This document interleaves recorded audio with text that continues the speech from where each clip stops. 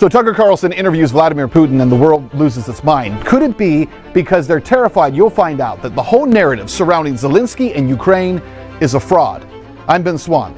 Our 12-part docuseries, Zelensky Unmasked, is getting ready to drop on truthinmedia.com and on X at truth_in_media. We're going to tell you things about Ukraine that nobody else is brave enough to tell you, and give you detailed interviews and facts that will show you exactly what's going on in Ukraine and why the United States needs to reconsider its position. Again, check us out, truthinmedia.com and on X at truth_in_media. He is one of the most famous people on the planet, not just a world leader, but a military leader, and the face, we're told, of global democracy. I'm investigative journalist Ben Swan. He is unmistakable, as Volodymyr Zelensky is always wearing olive green, whether sweatsuits or some kind of military uniform. Mostly it's just green, a uniform he wears all the time, really no matter the event, whether speaking before a joint session of the United States Congress, or he's at a black tie gala, or ringing the bell of the New York Stock Exchange. He is always dressed for battle. He really is. People the world over know exactly who he is the moment they see him. But how many know anything about this man? Just who is Volodymyr Zelensky? Well, we're told he is an aggrieved, selfless servant of the Ukrainian people. By the way, remember that term. Bravely defending his democratic nation against the cruel invasion of his bully neighbor. This neighbor, we're told, really is the exact opposite of our fearless war hero. Vladimir Putin, you could call him Darth Vader to Vladimir Zelensky's Luke Skywalker. And like a young Jedi, our hero has boyish good looks and humble origins. We have been handed a laughably simple narrative here. You know, it's easy to digest. It makes for a cut and dry case of good versus evil. But you know, experience tells us something. It tells us that although simple narratives are useful for things like, I don't know, selling a war, they're not so great at telling the whole story or the true story. In this 12-part series, Zelensky Unmasked, we'll reveal another side to not just the leader of Ukraine, but to the entire war effort itself. Why has the United States and Western Europe pushed so hard for war in Ukraine? And why won't they call for the war's end? Is Ukraine really a bastion of Jeffersonian democracy, or is it actually run more like a tyrannical regime? And why are U.S. taxpayers, people like you and me, continuing to send billions upon billions upon billions of dollars to a war effort that seems really, when you break it down, more like a money laundering scheme? Here at Truth in Media, we've been looking into this story for over a year, researching, digging, and following the facts where others won't. The questions I just laid out for you, we will answer. So our first question today, who is Volodymyr Zelensky?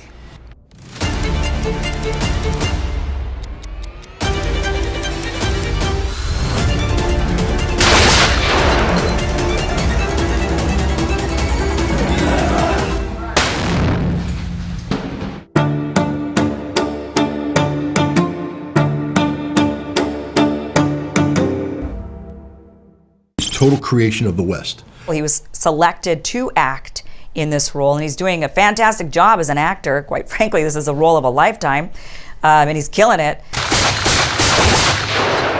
Volodymyr Zelensky was born in 1978 in Kryvyi Rih, an industrial city in the south of Ukraine. Like most others in the region, Zelensky grew up speaking Russian and wasn't fluent in Ukrainian until he took a crash course on the language while he was running for president. Zelensky studied law in college and graduated in 2000. He was active in one of his college's theater groups called Quarter 95. In 2003, Zelensky started his own production company named after his improv group. In 2012, he and his company joined Ukrainian network 1+1, owned by one of Ukraine's most notorious oligarchs, Igor Kolomoisky.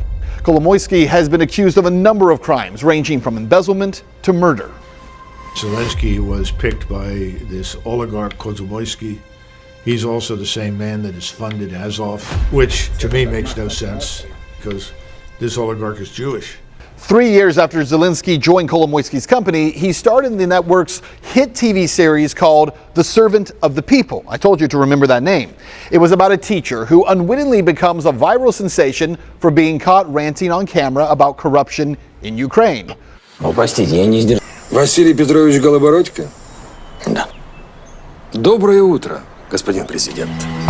Well, get this. A few years later, Zelensky's production company registered a political party called Servant of the People, just like their hit show. Zelensky became the frontrunner in the 2019 election as soon as he announced his candidacy. That announcement was made during a special broadcast aired on Kolomoisky's network. During this time, war had been raging in the Donbas region of Ukraine since 2014. In that year, a coup ousted the democratically elected government of Viktor Yanukovych, a Russian ally. An ultra-nationalist Ukraine regime took over, and the ethnic Russian region of the Donbas refused to recognize the coup government. An intense civil war broke out. Thousands were killed. It's a civil war that raged from 2014 until 2022. 5 years after the start of that civil war and on the campaign trail, candidate Zelensky made peace his #1 priority. I just support him because he wanted peace in Ukraine, and that was the main thing why people in Ukraine support him. More than 70% of people wanted peace. He promised, I will talk to President Putin. I will meet with the Russians. We will end this war.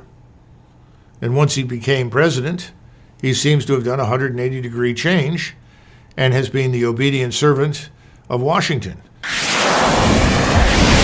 So Zelensky won office as a pro-peace candidate, but then once elected, his tone changed, almost as if he was two different men. No longer an advocate for peace, the new president of Ukraine began arguing that his country needed to join NATO, even though Russia had long considered that to be a red line. That red line exists because Russia is surrounded by NATO from virtually every angle. Коли українці будуть всі готові, ми обов'язково винесемо це питання на референдум, і Україна обов'язково буде в НАТО. Although Zelensky is a native Russian speaker, he jumped on ultra-nationalist campaigns to curtail the use of his mother tongue. Let me tell you how he did this. So right before Zelensky took office in 2019, Ukraine passed a law making Ukrainian the mandatory language for use by government officials. This curbed the use of Russian. Now, I want to show you something else, because what many in the West fail to understand is that this is a major problem, because 22% of Ukrainians speak Russian as their native language.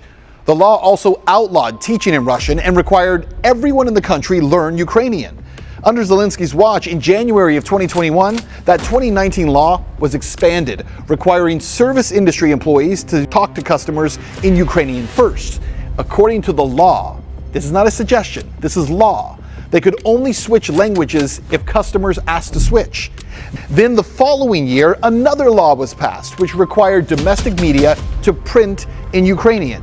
In June of 2022, Zelensky signed another discriminatory decree, this one restricting the availability of Russian books and Russian music.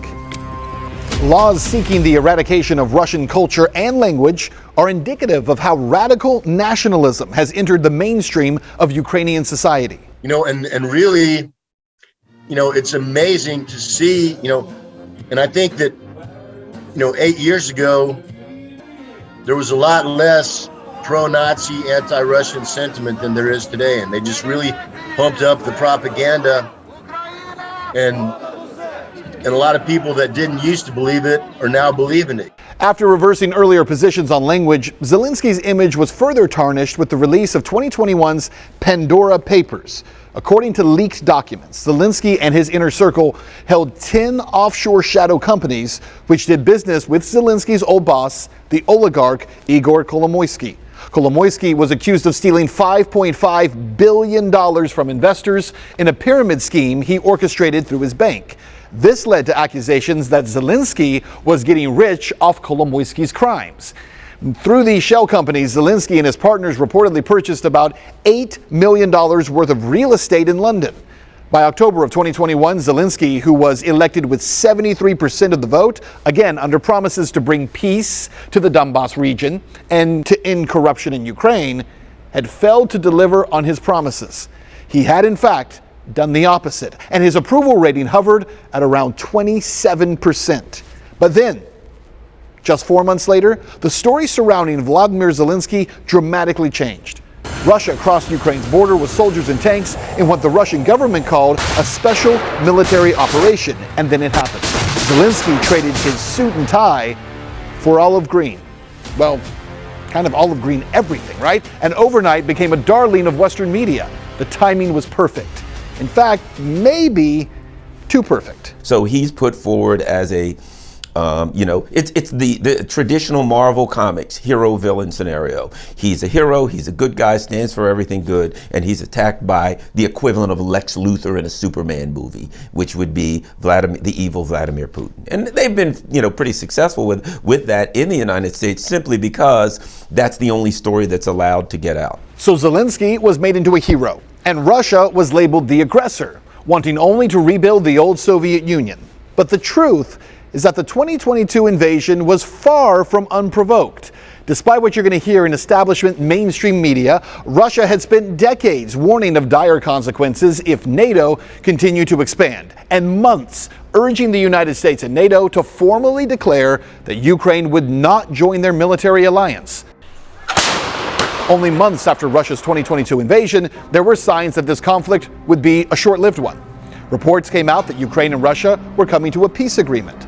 Foreign Affairs stated that, quote, according to multiple former senior U.S. officials we spoke with, in April of 2022, Russian and Ukrainian negotiators appeared to have tentatively agreed on the outline of a negotiated interim settlement. In fact, Ukraine was already touting that, okay, we've almost got agreement, we have this and that's not quite agreed.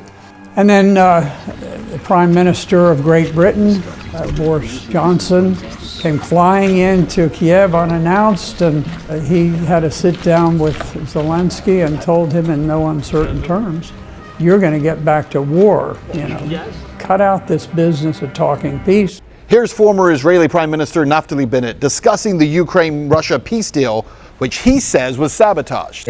צריך להמשיך להכות בפוטין ולא להגיע, אבל שאל מול, זאת אומרת, הגישה היותר תקיפה, אני אגיד לך משהו, אני לא יודע להגיד שהם שגו, ומתווך, אבל הכתובת שלי זה אמריקה בעניין הזה, ואני לא פועל על דעת עצמי. כל פעולה שעשיתי הייתה מתואמת לפרטי פרטים, גם עם ארצות הברית, גם עם גרמניה, גם עם צרפת. אז הם בעצם חדלו את זה? בגדול, כן.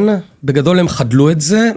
Had the United States and Great Britain not intervened at that moment, had the peace talks been allowed, this war would have ended with some minor boundary changes. Of course, Crimea would have gone back to Russia where it's always belonged. Portions of the Donbass would have gone to Russia. But for the most part, stability would have been restored. After it was declared that peace was not an option, the deaths mounted and repression escalated. I had to flee Ukraine in last year, not because of the Russians, but because I was threatened I had death threats to my life. And I had to flee Ukraine because I wanted peace. Gonzalo Lira was a popular Chilean-American blogger who died as a political prisoner in Ukraine. His alleged crime was that he voiced opinions online that differed from the Ukrainian government. Lira granted us an exclusive interview a year after he was detained for the first time. And here's what he said to us when we asked about the possibility of false flag operations being conducted by Ukraine's military. They arrested me, they interrogated me, and I was, released, but the fact is that, how can I put this carefully? I don't want to create the conditions or the excuse to lose my liberty at this time. And so I'm going to have to decline. After this conflict is over, I'm happy to tell you exactly incidents that I think were not what they were claimed to be. Soon after this interview, Lira was arrested and imprisoned. In messages posted to his Twitter account after he was released on bail, Lira claimed that he was beaten and tortured while in custody. He recorded this message on July 31st, 2023, just 3 months after our interview. So either I will cross the border into Hungary in the next couple of hours, or I will be arrested again, and God knows what will happen to me. Lira didn't make it to Hungary. He was rearrested for breaching the terms of his bail, and he died while imprisoned just months after he recorded this message. Lira is not alone in facing persecution for voicing criticism toward Kiev. Opposition political parties and politicians have been banned in Ukraine, And Ukraine's parliament has even voted to shut down the Orthodox Church. In December of 2022, Ukraine passed a law forbidding religious organizations from having ties with Russia. In the aftermath of this law's passage, several priests were arrested and 50 people were interrogated. In March of 2023, Ukraine's most historic monastery, the Kiev Petrus Lavra, was raided and parts of it were shut down. Metropolitan Pavel Lebed is the head of the Orthodox Church in Kiev. He granted us an interview 2 days before he was arrested. Меня спросили, когда я виделся с Путиным. Я им ответил, тогда, когда и вы. Когда Путин приезжал в Киев, то вы общались, я не общаюсь и не имею никакого отношения. Nearly a year into Russia's war with Ukraine, and now most analysts are quietly admitting that Ukraine has no chance, despite the massive numbers of weapons, tanks, defense systems, and don't forget the $100 billion poured in by the United States and Western Europe. Russia has control over most of the Donbass region, and Ukraine's much-hyped counteroffensive has been an utter failure. This isn't a surprise. Many analysts who didn't make it onto mainstream media outlets predicted Ukraine's loss as soon as the conflict started. Given this stalemate, territorial control now currently divided on lines that have been previously agreed to by Russia and Ukraine, the question remains, why is this war still going on? Well, it seems very obvious that they didn't shell out all that cash to Zelensky in like big bags or something like that, right? Most of it is going to the American military-industrial complex. К сожалению, что сегодня нету политиков, а есть политиканты, на котором на смертях, на войне зарабатывают деньги. Вы это прекрасно знаете, не мне вам говорить, что это делается и сегодня. Как списывают и на продукты питания, и на оружие, а все ложится на плечи людей, простых людей. А вот некоторые, которые дорываются до власти, они это все делают, но забывая о том, что они ответят перед Богом за все. They will answer to God for everything, he says. So who are they? The they who created the cult of Ukraine's wartime president. We'll investigate and give you details no one else will in our next episode, as we promise to leave Zelensky unmasked.